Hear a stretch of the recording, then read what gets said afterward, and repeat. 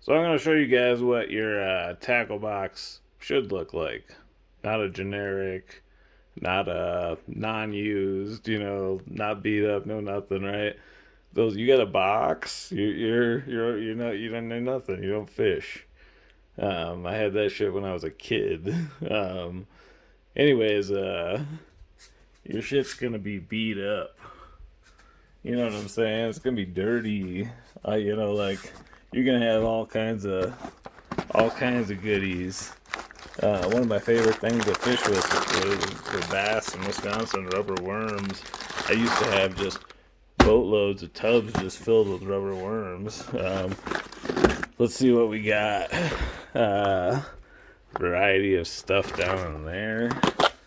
We got all sorts of jigs, stuff like that. This is what your tackle boxes should be looking like, not like all fancy organized with only a couple things in it. Because sometimes fish aren't biting on a particular thing and you gotta switch it up. But if you're not a fisherman, you're not gonna know that. Now we got a variety of Rapalas.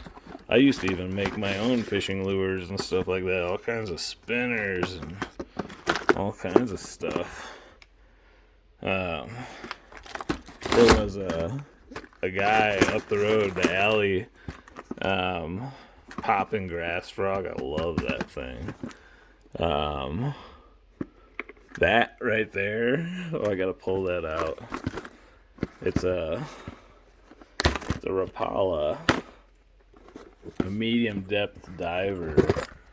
But I've caught so many fish on that. You're gonna see the teeth marks.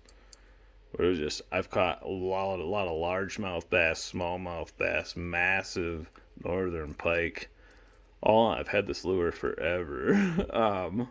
You can just see how beat up it is. That's what your fishing lure should look like, not some brand spanking new thing. You know what I'm saying? Like, and I always try and avoid using any kind of metal leader, even for fish with teeth, because you get better live action. Um, Anyways, this is what your shit should look like. This one's caught countless fish. Um, Same with the popping grass frog. This is one of my favorites. Just kind of like throw it over some lily pads and bring it slowly, and just kind of. But there's one lure that was kind of like a golden lure. These buzz baits. So this is what your box should look like. Like you should have. And this isn't even all my stuff. I got different bags depending on what I'm fishing for. This doesn't even have like any of my fly stuff in it. I always like going with 6 pound tests, even for the big fish, just because it's when you set your drag properly. But I bought like 10 of these buzz baits because they're such a hot lure. And the buzz function on it works so well. But I've got some of these in a box, so then I only open a new one when I need to. But anyways, this is what your tackle box should look like. It should look used, not sitting there like you've never touched it before. You know what I'm saying? Like used, things are gonna be beat up. I bet you couldn't even put like the rubber part of this worm onto the jig head. You know what I'm saying? Like just little stuff like that. Some of these Rapalas are pretty awesome for troweling. Just all kinds of stuff. Like flying lures. I don't know if any of you remember the flying lures. Um,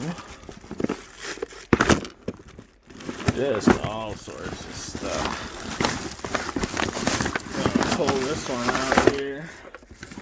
I've had this case since I was a kid. Just a variety, I got some of the flies in there. Some of those I made myself. The little poppers.